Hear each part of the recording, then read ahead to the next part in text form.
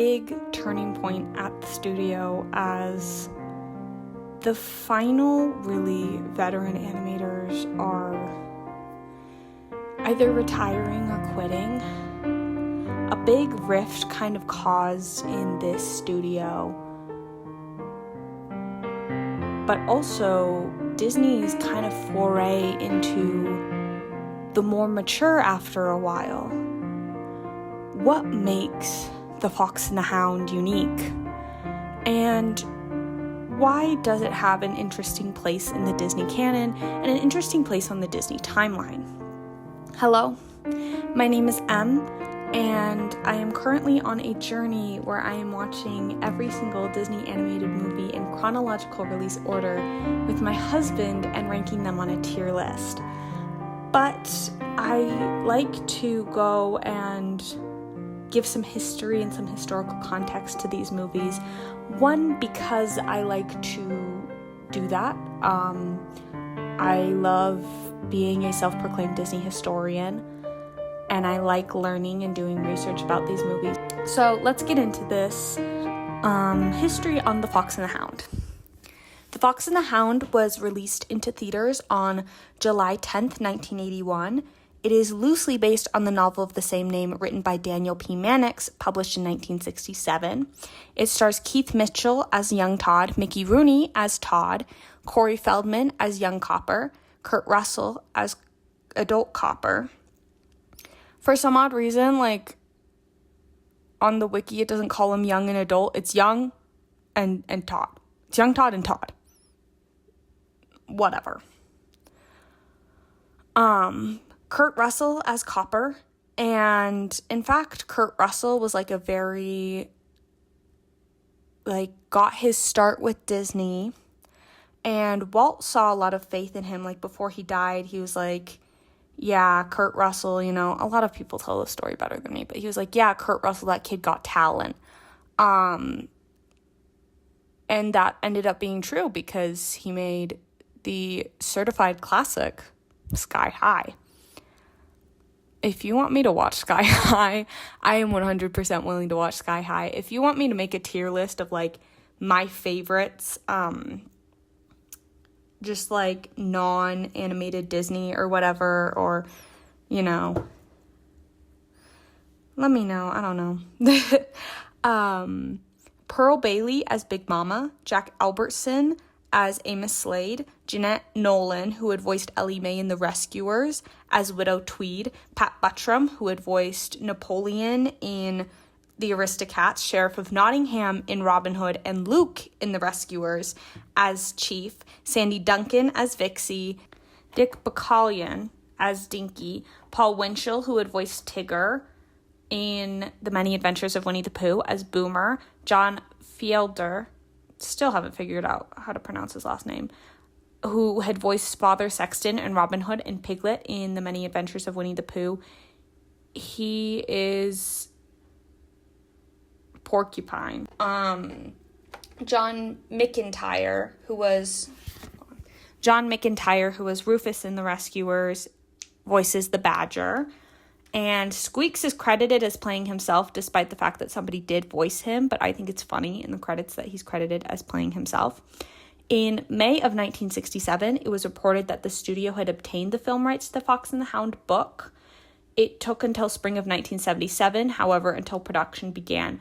Wolfgang Reitherman read the novel and decided that it would make a good animated movie, as one of his sons had owned a pet fox. Wolfgang Reitherman, famous for directing the Disney animated movies from The Sword and the Stone to The Rescuers, where he co-directs, I believe.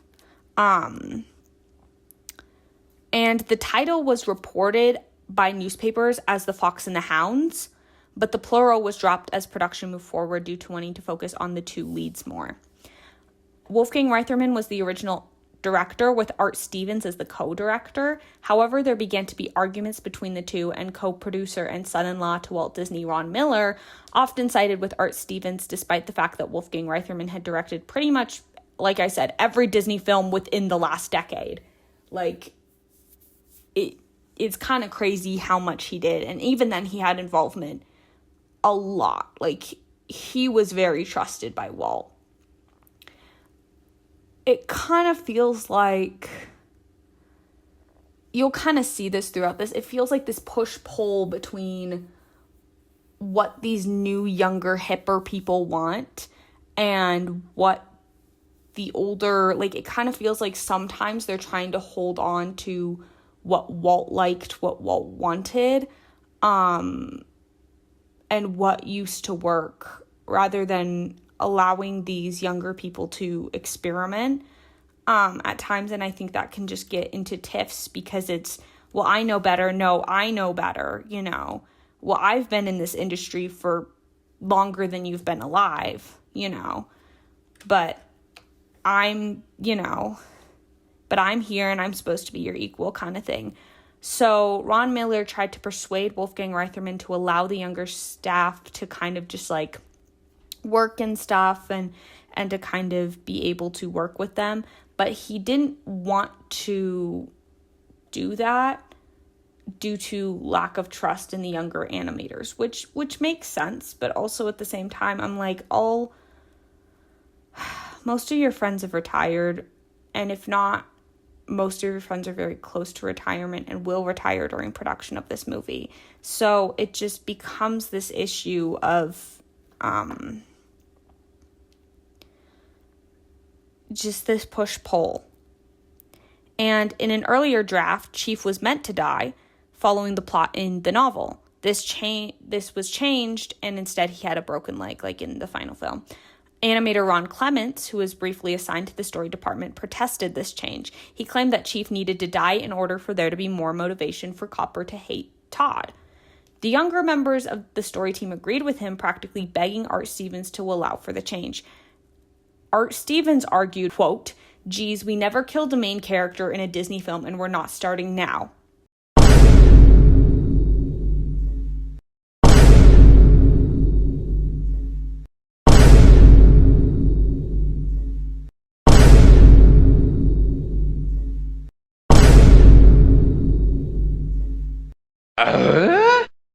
That's really funny. The other thing is that Disney has this is like this third time Disney has almost killed a character. I'm like, at this point, can we kill him? Can we actually get some plot relevance here? Because like the other ones make sense, you know, that's the Disney, you know, like I'm going to do some spoilers here. Baloo and Jungle Book, you know, where he almost dies, you know, that makes sense that he stays alive. It's a kid's movie. What else was I thinking of? Trusty in Lady and the Tramp. I cannot tell you how distressed I was when I thought Trusty was going to die in Lady and the Tramp. Spoiler alert, I have trauma from being a child of Gen Z, and the amount of deaths that can happen on screen, Disney definitely gets rid of this later. Because I'm looking at a lot of on-screen deaths that happen.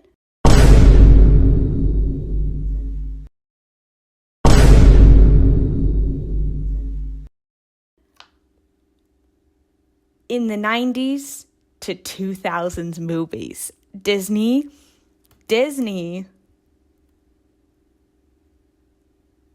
y'all are kind of mean for that. But because the thing about most of these, well, some of them are on screen. I will say one of them is on screen that I just put up here, but the rest of them are pretty much off screen. If I'm forgetting any of them, please put them in the comments below, because I understand not all of these are main characters. Some of them are main characters in my heart. But Disney has never really shied away from darkness before. I feel like only in recent years have they shied away from darkness. I don't think Walt ever really did. Is that crazy to say? Like early Walt and the early Disney movies, like if you watch Pinocchio, Pinocchio is very, very dark. And Snow White has its moments too, and Dumbo also has its moments. Like older Disney was not afraid to be darker and more macabre. I feel like it's in recent years that that's kind of shifted. And in fact, even before this, The Rescuers is also kind of has some macabre undertones to it. Despite the effort, the plot point, Chief broke his leg instead of dying, was kept, and the scene where Chief's body was found had to be reanimated to have his eyes opening and closing to show that he's not dead. Something that I've been thinking about, and that's really funny in my research since I watched this a little bit ago, is that Chief should have 100% died from that fall. Chief should have 100% died from that fall, and there's almost no way that he didn't die. So it just doesn't make sense. And so it's glad to know that I was not wrong, that he was supposed to die, and that, like I just had, before I wrote the script, I had like a thing like, oh my gosh, I feel like Chief would have died from that fall. And it's good to know that I'm vindicated. There are more issues when Wolfgang Reitherman thought that it lacked a strong second act and added a musical number. In this number, there were 2 cranes voiced by Phil Harris, who had voiced Baloo, Thomas O'Malley, and Little John. So Baloo from Jungle Book, Thomas O'Malley from Aristocats, and Little John from Robin Hood. And I believe it's pronounced Charo. The song was called, I'm so sorry, this is just ridiculous, Scooby-Dooby-Doo, Let Your Body Turn to Goo, and would be sung to Todd after he was left in the forest. It had been storyboarded, recorded by Charo, and even live-action footage of her was shot. The scene was heavily disliked by the studio, with it being called distracting and out of place. I have to agree. I feel like it was trying to replicate maybe like a Trust in Me, and I feel like the musical numbers from Big Mama are enough and make sense plot-wise, because Big Mama is Big Mama and she's there throughout the movie.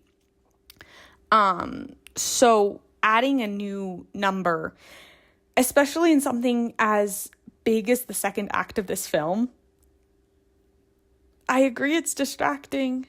After this, Wolfgang Reitherman admitted that maybe he was too old for this and moved on to another project. But we will hear about Wolfgang Reitherman a little bit more, because he did still have some issues with this project. But I think he ended up being a producer rather than being a part of the story and everything like that, and directing. So I think he moved on from directing, but he was still involved as a producer. By late 1978, actually looking at some things, it says that Ollie Johnston and Frank Thomas retired in 1980 and 1981 respectively, but I think that at that point, I don't know if they did other projects. I just know that they finished this one and their work on this one, and they said, we're done. So by late 1978, Ollie Johnston, Frank Thomas, and Cliff Nordberg had completed their animation. Ollie Johnston and Frank Thomas would retire during production, and Cliff Nordberg would actually pass away, meaning that The Fox and the Hound is considered the last Disney animated film to be worked on by some of Disney's 9 old men. So all of Disney's 9 old men have retired or passed away. And so we're really, I said it in my last video, but now we really are ushering in a new era. And I apologize for saying in my last video that Ollie Johnston retired. He indeed did not retire. I don't know, my source was wrong, and so I sincerely apologize for that, because I did get that information wrong. Yes, or I read that wrong, so I apologize. So this would also mean that most of the animation work was done by the newer animators at the company. This included animation and film greats such as John Lasseter, John Musker, Ron Clements, who had worked on The Rescuers, I believe, Glenn Keane, who had also worked on The Rescuers, Tim Burton, Brad Bird, Henry Selick, Chris Buck, Mike Gabriel, and Mark Dindal. This transition resulted in many arguments over the film. Wolfgang Reitherman had his own ideas, but the staff preferred Art Stevens' ideas. And Don Bluth actually worked on several scenes in the movie, but he and several animators felt like kind of, I'd say, the medium time animators. So not as, like, the ones that had been hired not at the beginning of the company practically, like Ollie Johnston and Frank Thomas, but kind of the ones like in the midpoint. So they had been working here for like a few years. I know Don Bluth had worked at Disney off and on, but a lot of them had been working for quite a few years at least, or at least had been working in animation a lot longer than these new animators. And they felt that Wolfgang Reitherman was too stern and out of touch at this time, and they also just did not like the politics going on within the studio. Like, there was a lot of push-pull and arguments and whatever, and so in September of 1979, Don Bluth and future collaborators in his studio, Gary Goldman and John Pomeroy, turned in their resignations, and soon after this, 13 animators followed suit. Despite animating a significant portion, they asked to not be credited. And in fact, this is when Don Bluth would go on and start his own production studio and production company. And we'll get into that because my next video that I will be posting after this is my Secret of NIMH video, because Secret of NIMH came out around a year after The Fox and the Hound released. And so due to the loss of that much staff at the company, the release date had to be pushed back from Christmas 1980 to summer of 1981. New animators had to be hired, with the quality control having to be relied on the veteran assistant animators that stayed.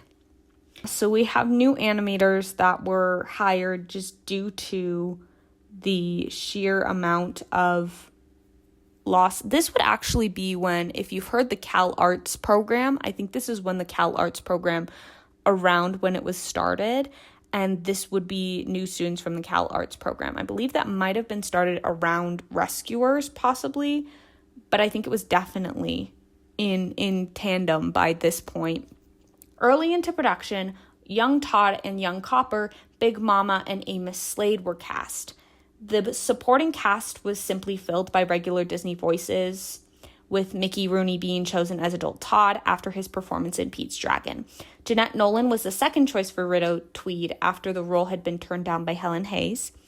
Jackie Cooper had auditioned for adult Copper, but left the project after he asked to be paid more. Kurt Russell was cast instead after an impressive rating and fully recorded his dialogue in only 2 recording sessions. For the marketing for The Fox and the Hound, hand puppets and a puppet theater could be ordered with a purchase of dial or tone soap bars. Smuckers had a giveaway for a pair of themed mugs and a pair of stuffed toys when their products were purchased. Cool. Interesting. I don't know. I think that now we're getting into, I think the Rescuers had some interesting marketing stuff. So I think we're getting into the era of interesting marketing decisions because it's Disney now, and I think that Disney has always had weird marketing, but I think now it's, interesting. The Fox and the Hound grossed $142.7 million when adjusted for inflation domestically in its initial release, and it was reported to be the highest animated gross domestically at the time. Internationally, it made, I don't know if this is combined with it or if that's just the international. It made $153.8 million worldwide. The Fox and the Hound has a lifetime gross of $207.3 million when adjusted for inflation. That includes the first release and the re-release. So critics described it as not groundbreaking / playing it safe, but charming and had the potential to scare children. But then it was also stated by other critics that it could only be enjoyed by children. So I don't really know what that's supposed to mean, because I also agree it's a little scary. But they were like, yeah, the songs and whatever, it's just like, it seems like it can only, and it's so simple, it seems like it could only be enjoyed by children. I don't know. And one critic specifically praised the story on prejudice, praising how the story dealt with the topic and the departure from the norm for the studio. Specifically, it being not groundbreaking and playing it safe is kind of like a we had a lot of young animators learning for the first time, and so playing it safe in some ways was the best option. And in other ways, it is groundbreaking because it's a change. It's a change in things. And I think it's also, in a way, I think I heard rescuers describe this way as a true to form of what kind of older Disney used to be, that a lot of what they were doing in that kind of in-between era was the slapstick and a lot of, funnier films with not a lot of seriousness. And I feel like this is a true to form back to the seriousness. I mean, I feel like the Rescuers kind of ushered that in, but this is just a solidification of we are serious. This is a serious company. We are not like serious because it's still Disney, but like we're making serious heartfelt pictures again. Not that they were not making heartfelt pictures, but they were a lot more humorous. And this one kind of balances the humor and the and seriousness a little bit. I think in my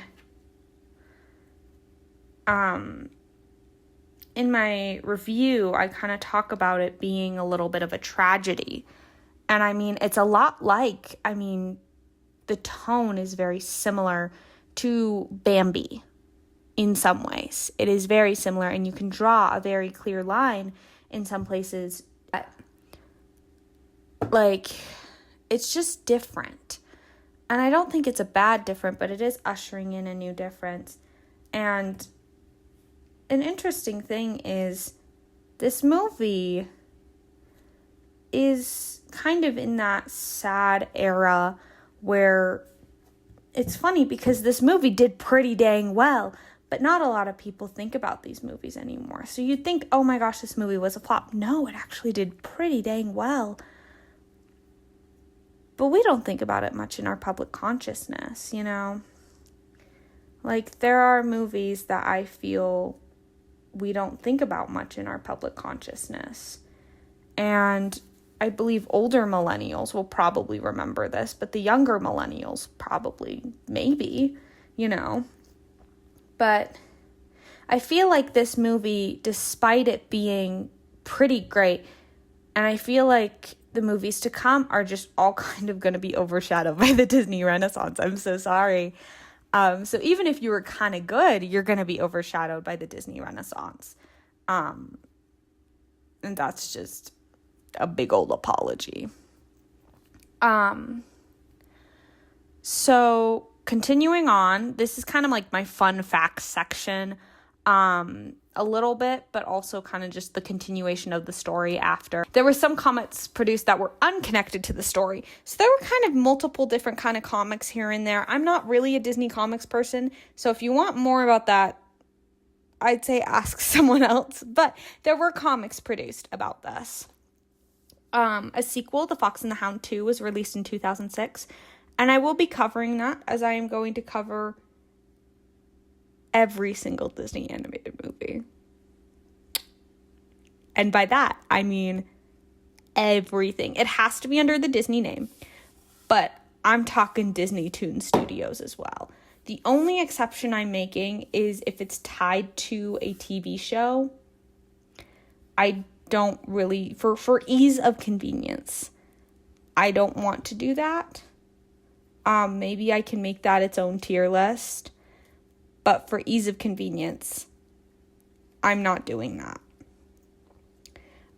We are, however, going to do ones that if they were soft launching a TV show, that's okay.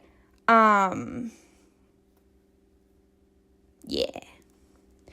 So here's my fun facts section. This is Wolfgang Reitherman's last film with the Disney company, and possibly his last film ever. Let me double check that, actually, before I go running my mouth. This is Wolfgang Reitherman's final screen credit as co-producer. So, yep. This was the last animated film to have the 1953 Buena Vista logo at the beginning, specifically. This was the last animated Disney film to have all of the credits in the opening and end with the end, either a Walt Disney production or a Walt Disney Pictures production. This would be replaced with closing credits, often with instrumental music, or the pinnacle 90s pop version of one of the songs or a cut song. That is very pinnacle Disney Renaissance. It eats every single time. And I saw something recently that said Disney should bring back, like, the good songs that would be, like, in their credits. And I agree. Because it hits. It hits. This was the last movie in the Walt Disney's Classics line. So, like, think of, like, the VHSs, the Walt Disney Classics. This was the last one in that. From now on, they'd kind of be considered modern classics. I don't know. I can't remember what they called them, but if somebody knows, put them in the comments. I'll probably talk about it next time I talk about a Disney movie. But this was the first Disney animated movie to contain computer graphics, mostly used in the scene where Amos traps Todd and Vixie in their burrow. Some of the animation in the storm is reused from April Showers from Bambi, and a short part from the squirrel scene in The Sword in the Stone was also reused. I caught that. So if you want to know, it's just basically the scene where Wart as a squirrel jumps from tree branch to tree branch. It's pretty easy to spot if you know what you're looking for. So yeah, but that is all of the facts and the history that I have. So now on to my husband and I's thoughts on The Fox and the Hound. So we just finished The Fox and the Hound, and I like this one. I mean, I've seen it only once when I was a kid. I remembered not liking it as a kid. I don't remember why, but watching it as an adult, I can kind of understand why. It's a lot different than other Disney movies. So if you're sitting, even like Bambi, you know, and I think that's the one that it's most similar to is Bambi. So it really breaks the mold. And I think that's, if you like the Disney mold and the way that things go, you might not like this movie, and that's okay. Yeah. Do you have anything to say? Bam! Lack of education. What I was gonna say is, I really like Fox and the Hound. I know you don't, but I didn't say that. Well, you as a kid didn't. Me as a kid, however, I had not too many traditional Disney films we watched. At least like classic Disney. And so to me, I really loved Fox and the Hound. Because while it was super sad, I think as a kid, I kind of like understood what was going on. Because like I feel like one of the things that Fox and the Hound does, and maybe positively, at least from the perspective of what I remember as a kid, is it displays this very, very grown-up situation of like, you know, the ideal of nature versus nurture, right? That's kind of one of the core themes of it, is Todd's a wild animal that's been domesticated, and Copper is a domesticated animal that you could even argue is becoming wild with his environment. And so, like, as a kid, maybe that does not directly cross your mind, but I feel like the movie also doesn't really, like, simplify it. You know, they still have it in a way that's digestible for kids, but in a way that still kind of has that communication that you would expect from like an adult literature. It doesn't dumb it down, I guess, might be the best word. And I think as a kid, that was one of the first films I had watched that really tackled something like that. And maybe it is because ultimately The Fox and the Hound is a tragedy at its core. It starts with a tragedy and kind of ends with a tragedy. It gets better. It has a softened blow in the last like 10 minutes. but like at its core, it's a tragedy from the beginning to the end, with a soft part in the middle. I wouldn't say that it ends as a tragedy. In the way that normal tragedies end, I mean, if you think of like Romeo and Juliet, that's a tragedy. But I feel like with this, the tragic stuff, kind of exists throughout, but then I feel like the ending is bittersweet rather than tragic. Yeah. But yeah, I don't know. I'm just sad. I'm sad at the circumstances. I'm sad at things, and it just gets sad. Okay. I think that's just how it is, and I think that for me personally, this movie just is different, and I think I had to like come to terms while watching it. It's not bad. It's just different, which means that I probably wouldn't rank it around some other ones. You know, I will say this one is beautiful. It's gorgeous. It's such a gorgeous movie. It's so pretty. Yeah, I do also want to say I find it so funny that in Bambi, spoiler alert for both of these movies, but in Bambi they build up to the mother dying. And this one flat out happens in like the first 5 minutes. The other thing is Amos killed her. It's pretty much like Amos killed her. They don't explicitly say it, but that's the heavy implication. And I think that it's very sad that one of the skins that Todd sees could have been his mother. True. Yeah. That is very dark. Yeah. That is very tragic. Yeah.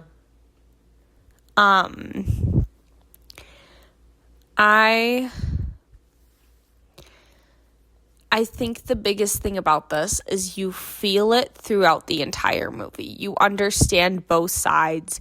You understand all of it, but it hurts your heart. And in a way, I hate to say, is this supposed to radicalize you? In a way, it's supposed to be a thought piece. Well, just to accepting others who are different. I wouldn't really say that's a radicalizing idea. It was the 80s. I mean, yeah. I don't know. To me, like I mentioned before, I see it as kind of like a story at its core about that nature versus nurture idea. That I feel like it tackles it in a very interesting way where you see the same question played out in two different situations. Where you see the same question played out in two different situations.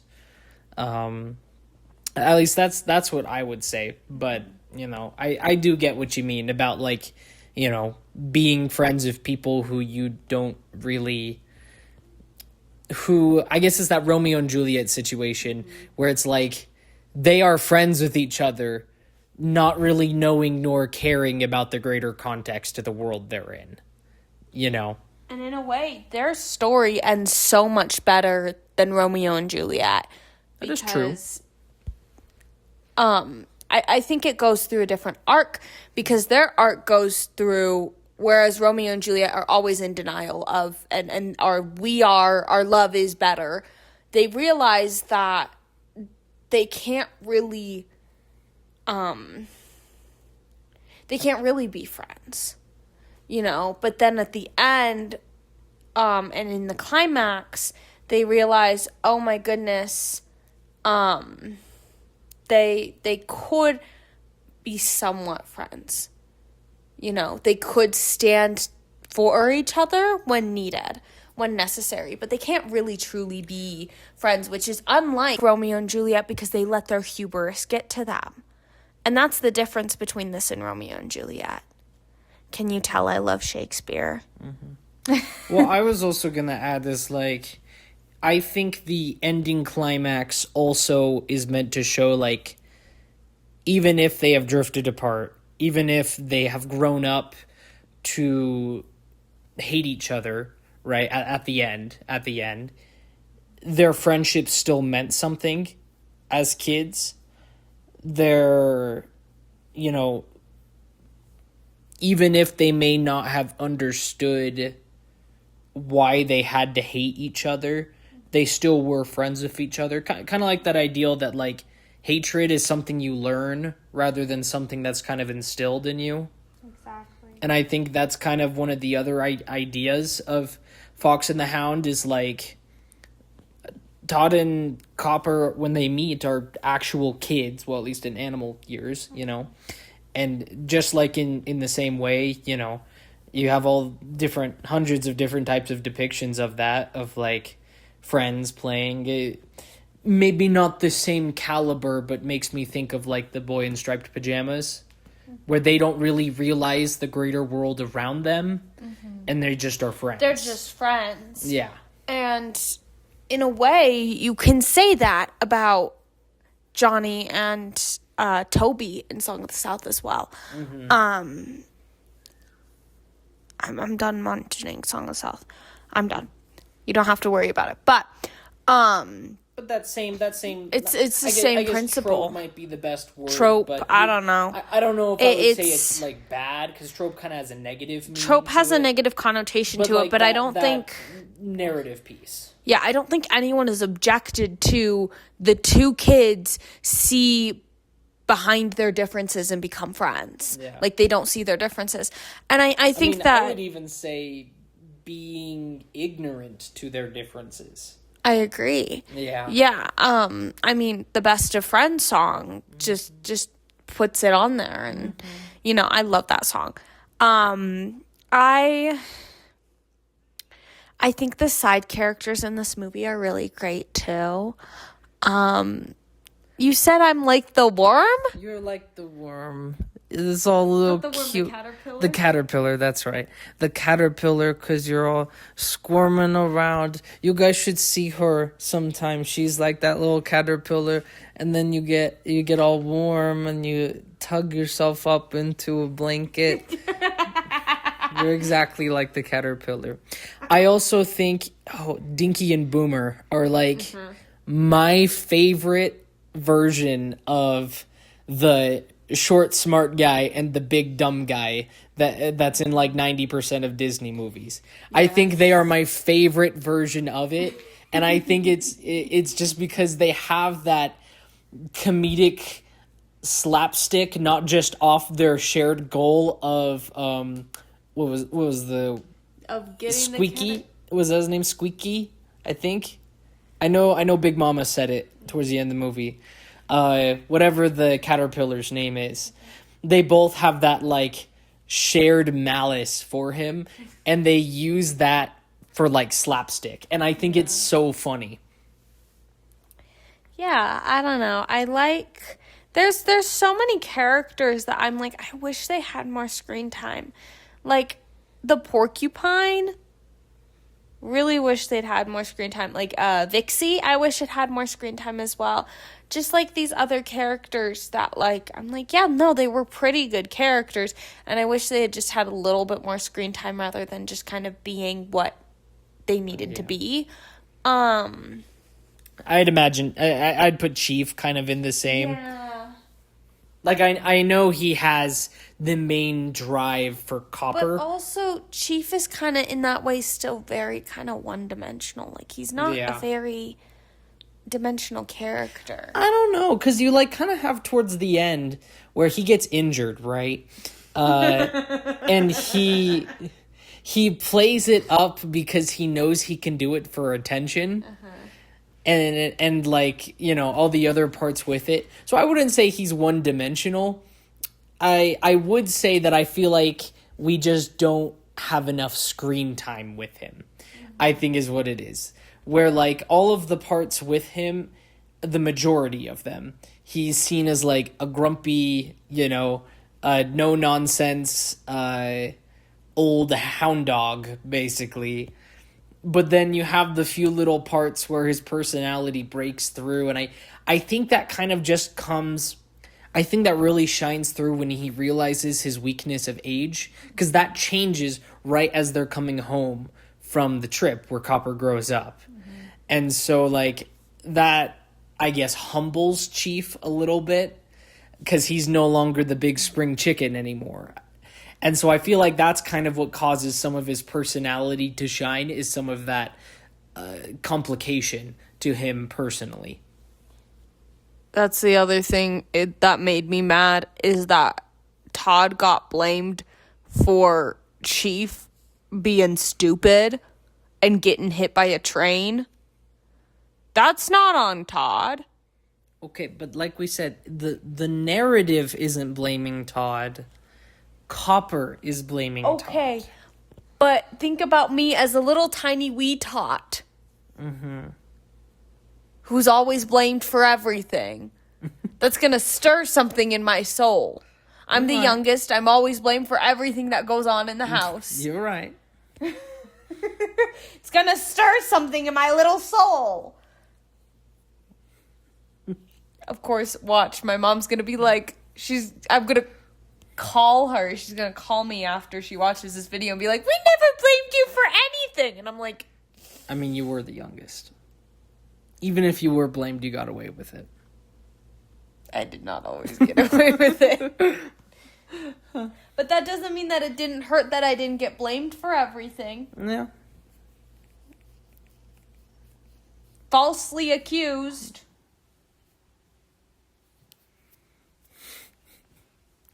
Back to the movie. Do I have anything else to say? S tier. It's not S tier. You don't want S tier?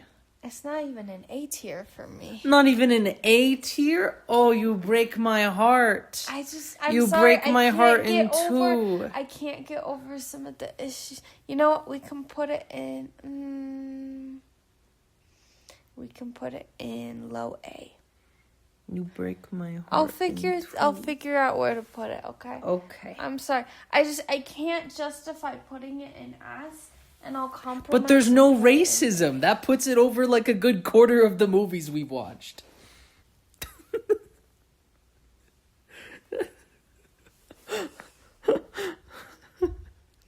You should see the look she's giving me right now.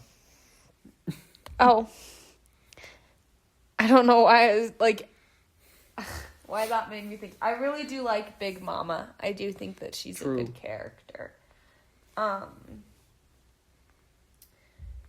I think she's cute. I think she's fun. I wish she had more screen time. Again, I wish Big Mama had more screen time. Also, Widow Tweed is so sad. Widow Tweed. That's so sad. She said she doesn't have anybody, and then she finds somebody, and then she has to give let them go.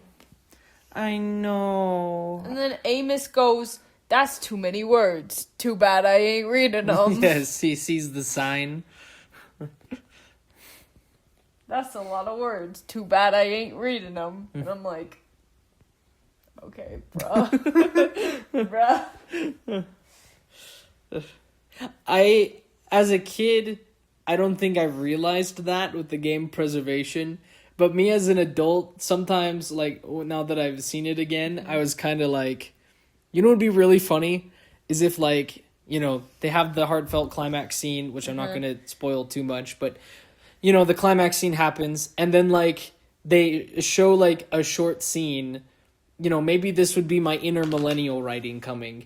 But you have, like, Amos walking off the Preservation, and there's, like, the town sheriff is standing there waiting for him because he can see the clipped wire and was waiting for him to come back. Or something like that.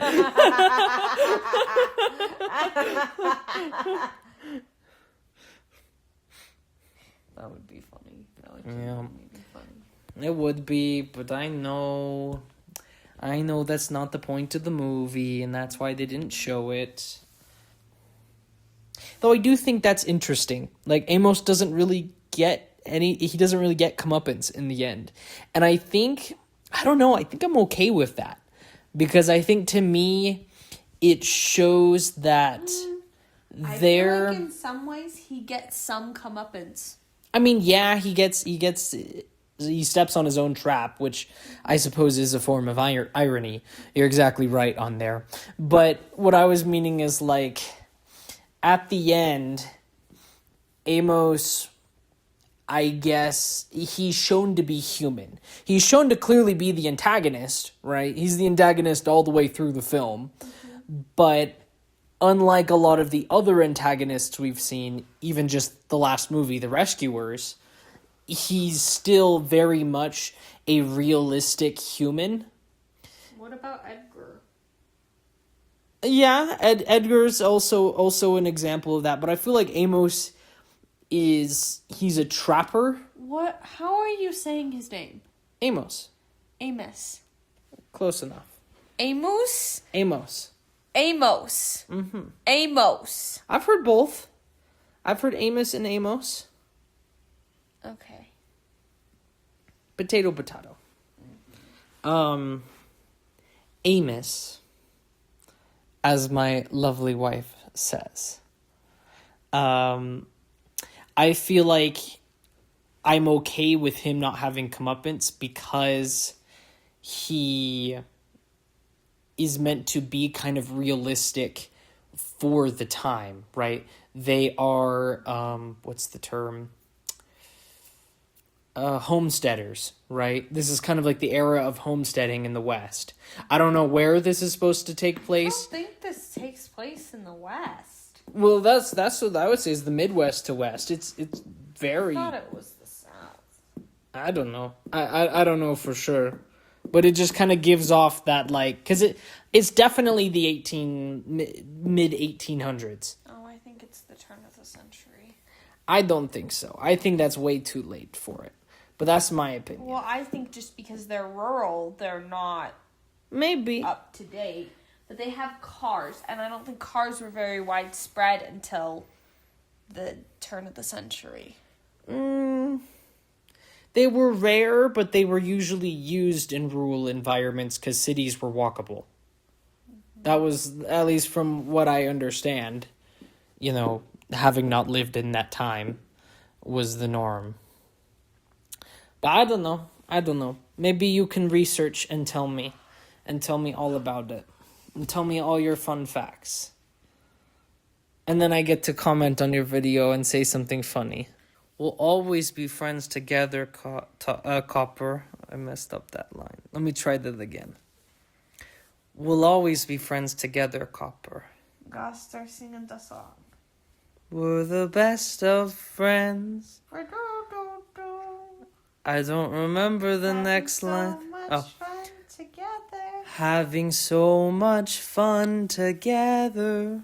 You're not even aware you're such a funny pair. You're not even away, you're such a funny pair. You're the best of friends. You're the best of friends. Oh, see, I was kind of off key, so then you kind of got it. Well, because I've heard the song maybe 80,000 times. If there's any song I'm going to sing on key, as rare as that is. Thank you so much for watching. Thank you so much for liking, commenting, and subscribing. Do you want to say bye to everybody? Bye-bye, subscribe. Bye. Comment, Justice for Chief in the comment section right now. We're canceling Todd on Twitter. Oh no. It's all his fault. I don't like that. Anyway, bye-bye.